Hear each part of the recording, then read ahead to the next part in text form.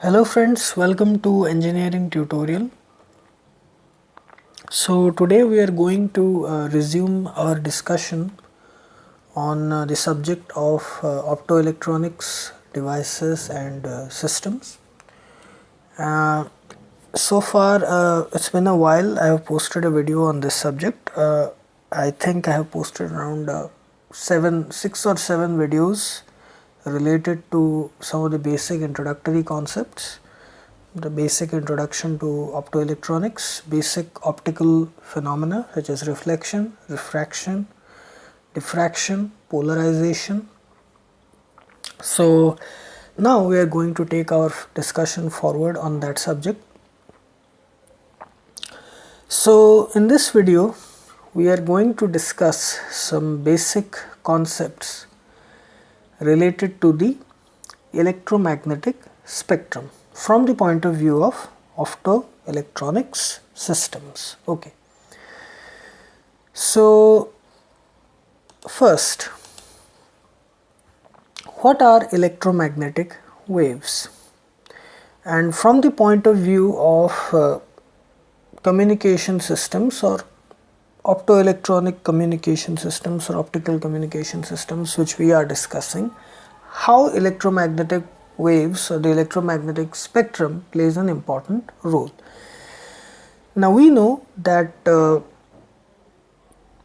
all communication systems, they use some form of electromagnetic energy, okay, for the transmission or reception of signals, be it the wireless or the wired form. Okay, these are the two basic categories, wireless and wired form. All of them use electromagnetic energy signal. Now the electromagnetic waves, they are a combination of electrical and magnetic fields. We have discussed in the polarization chapter that light, which is basically an electromagnetic wave, it can be represented in terms of its vibrating or oscillating electric and magnetic field vectors. So both these electric and magnetic field vectors, they are in mutually perpendicular directions, and each of these vectors is perpendicular to the direction of propagation of the wave. So same thing, okay.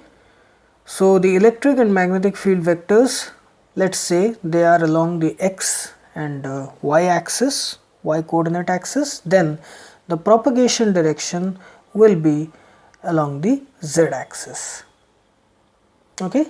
Three mutually perpendicular directions representing the electric field vector, the magnetic field vector and the propagation direction, okay. So as all communication systems, they use some form of electromagnetic energy. In optical communication systems we use light waves. So light is an electromagnetic vector. So we must understand all the important properties, characteristic features of this important part of this optical communication system, so that we can understand all the related things. Now the electromagnetic waves, on the basis of their wavelength or frequency, they are divided into various bands, okay, range of frequencies, range of wavelengths. The whole electromagnetic wave spectrum, it is divided into various bands of on the basis of wavelength or frequencies. So this division on the basis of wavelength and frequency gives us a number of categories of electromagnetic waves combinedly, which is called as the electromagnetic spectrum. So example of such categories of electromagnetic waves, are radio waves, microwaves, infrared waves, near infrared waves, visible rays, ultraviolet rays, X-rays and gamma rays. So, these are the basic categorization of the electromagnetic waves on the basis of wavelength or frequency. So, these are the basic categories and their frequency and wavelength range. So, first we have the gamma rays. The frequency range is from 10 to the power 20 to 10 to the power 24 hertz. Wavelength is lesser than 10 to the power minus 12 meter. X-rays 10 to the power 17 to 10 to the power 20, and the wavelength range is from 1 nanometer to 1 picometer. Then ultraviolet 10 to the power 15 to 10 to the power 17 hertz, and it's from 400 nanometer to 1 nanometer, and so on. The visible, the near infrared, the microwaves and the radio waves. So, their frequency range and their wavelength range, it is very important. Another important characteristic associated with the electromagnetic waves is their speed. Now, the characteristic feature of all the signal waves within the electromagnetic spectrum is that they travel at the speed of light in vacuum. Okay, now that speed is given by 3 into 10 to the power 8 meter per second. The wavelength and the frequency of the waves, their basic characteristics, we all know they are related as this, along with the speed of propagation as c is equal to lambda nu, where lambda is the wavelength, nu is the frequency. Now, if we represent frequency as the reciprocal of the time period, which we have discussed in the basic characteristics of signals in the signal sense systems and also in computer networking, data communication and all the subjects related to signals, then we can also write it as c is equal to lambda by capital T, where capital T is the time period, which is the reciprocal of the frequency. So, this is the important characteristic feature of the signal waves within the electromagnetic spectrum and their interrelation of wavelength and frequency in terms of speed of light. Another important aspect is the energy of the signal waves. Now, energy content of the signal is very important because for long distance propagation or transmission of the signals, the energy content of the signals should be high, otherwise long distance transmission will not be possible.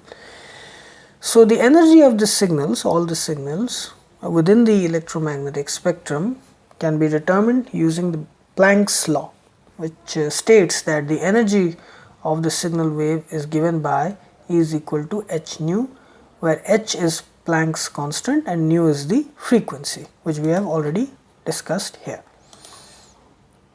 And if we want to represent this energy in terms of the wavelength, then we can just substitute this formula where nu will become c by lambda, and if we put the value of c is equal to 3 into 10 to the power 8 meter per second, then we will get this value, okay, where E, the energy of the signal in terms of wavelength, and the energy unit is in terms of electron volt, that will be 1.2406 by lambda, where the unit of lambda is in micrometers.